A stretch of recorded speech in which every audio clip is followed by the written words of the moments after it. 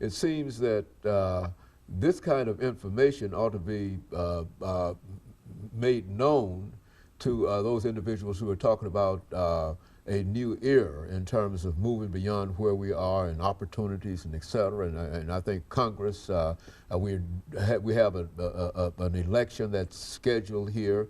And all of these things, this ought to be good material for those individuals who are talking about trying to improve the lives of individuals all across America. Now, I think we might be dealing with chocolate cities here, but there ought to be some kind of movement somewhere in Congress, somewhere with some kind of force that can deal with all of these problems, because it seems that these are national problems, even though we talk about chocolate cities and et cetera.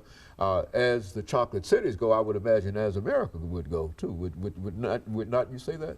Yes, exactly. In fact, in the 9 years of doing this study, what I've found is there are 3 areas with which African Americans are most dissatisfied. 1 is education, 2 is quality of child care, and 3 is a relationship between African Americans and the police. Those are the 3 poorest performing areas on the survey, which is frightening when we're living in cities that have high crime rates, but yet we don't get good police service.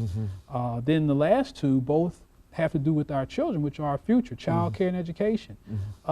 There has to be a greater effort at improving education, and throwing money at education is not the answer. I mean, look at who we produce when we had nothing, when we had no money during the times of segregation, when we had children in little schoolhouses in the middle of nowhere, and yet a lot of those people have PhDs, MDs, JDs, and now we're not producing at that level when we had no money. And so the number one factor in determining the success or failure of a student is the investment, the emotional investment, and real investment that the teacher has in that classroom.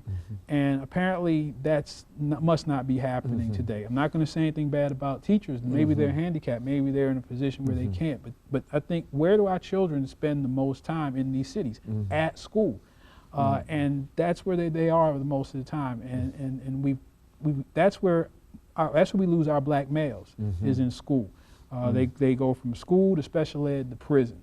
And I think that's the number one area that we have to invest in. Number 2, and I learned this again, was with child care. I don't have any children, but people that I know who do say child care is extremely expensive, and then good child care, it's almost a double-edged sword. I want to work so I can make money, but if I work, I can't be at home with my kids, and then I spend all my money on child care. I don't have any money to improve. So there has to be some incentive, maybe some kind of tax break, or maybe something that could be done with incentives that can be given to either faith-based organizations or nonprofits to really make child care for women a lot more readily available. A lot of private companies now have some on-site child care, but we really have to make free women so that they're able to become even more active in their careers, because the woman is the first teacher of our children, and so if she's struggling, she's having a hard time, that's going to have an effect upon our children. And I don't have an answer for out-of-wedlock births. I don't have an answer for that, but we do know that whether these children are born in wedlock or out of wedlock, they spend most of their time either in child care or in school.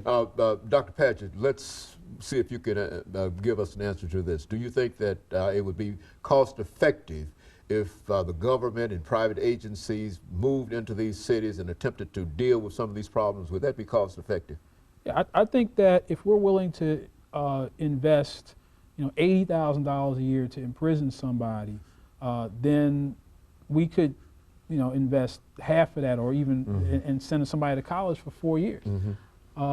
I was listening to... And so, of course, we're just about at the end of the show for today, but I appreciate the information, and let me encourage our audience to tune in again next week for another informative edition of Comments.